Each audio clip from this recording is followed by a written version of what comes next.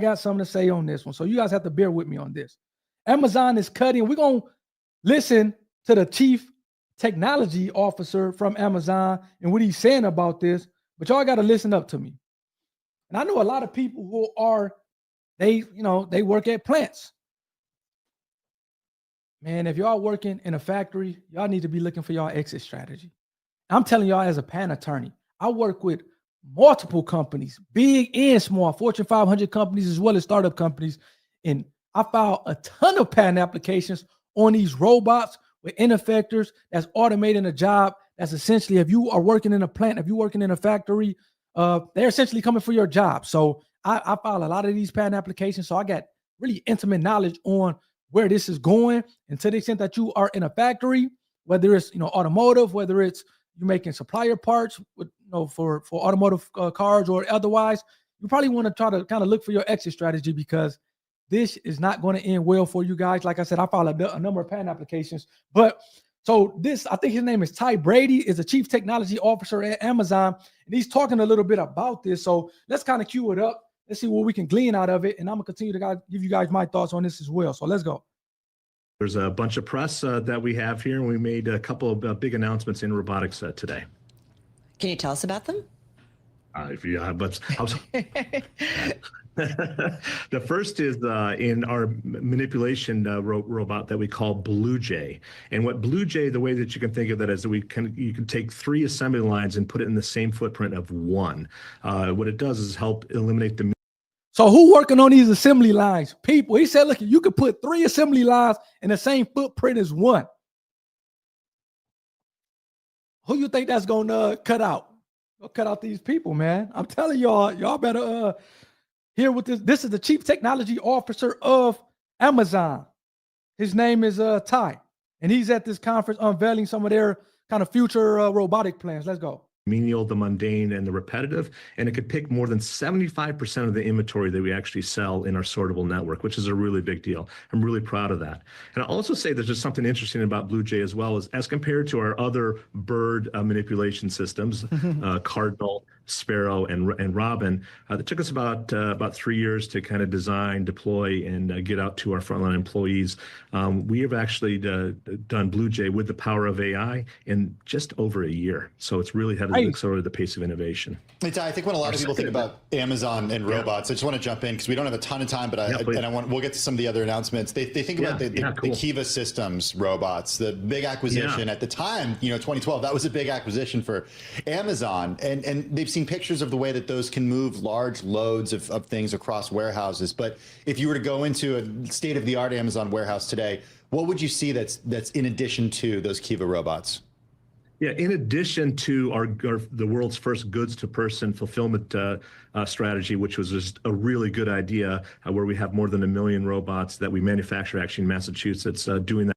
And look, actually, I was doing a patentability search for a client, and this client was a small client earlier today. I'm gonna get back to the video in a second, but I was doing a patentability search for a small client, and it was on like an end effector. So an end effector tool is a tool that helps grasp different objects, whether it's a tire or a vehicle part or whatever the case may be.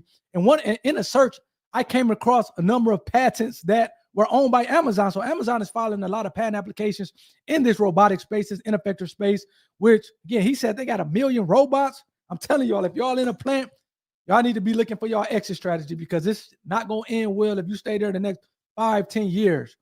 It's going to be a sharp reduction. This 600,000 number that I put up here, this is just the beginning.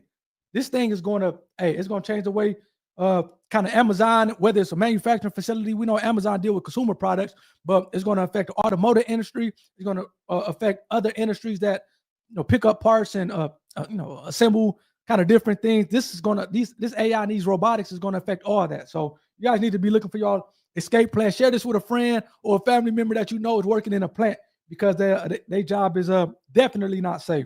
Let's continue to see what your boy Ty is talking about.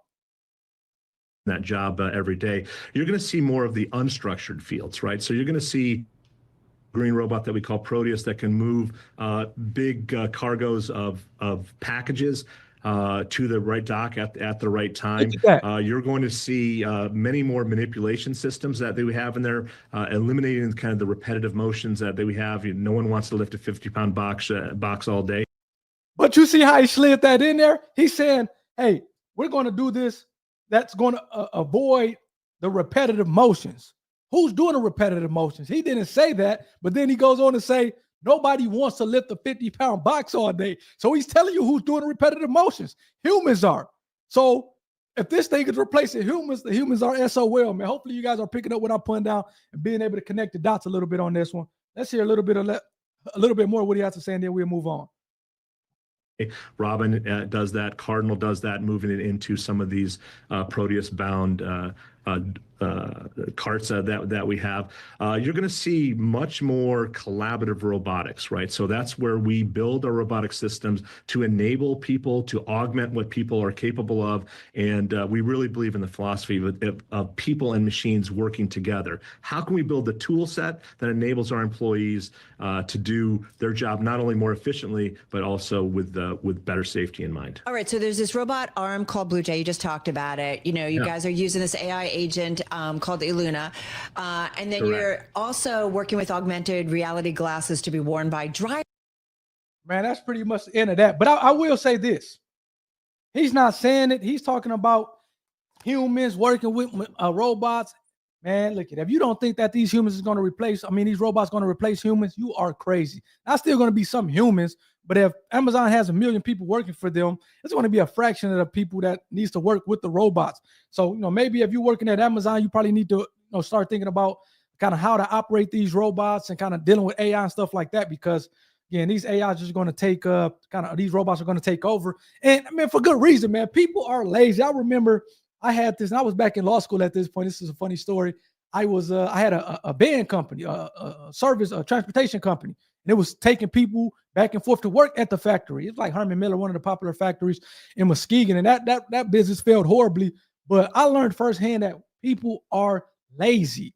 Man, one guy called off one time because he wanted to watch the BET Awards. He like, man, I called off, man. I'm trying to watch the BET Awards. So this is the mindset of these people. And Amazon getting these calls every day, people trying to call off. They don't want to work because of the BET Awards, because they too high, whatever the case may be.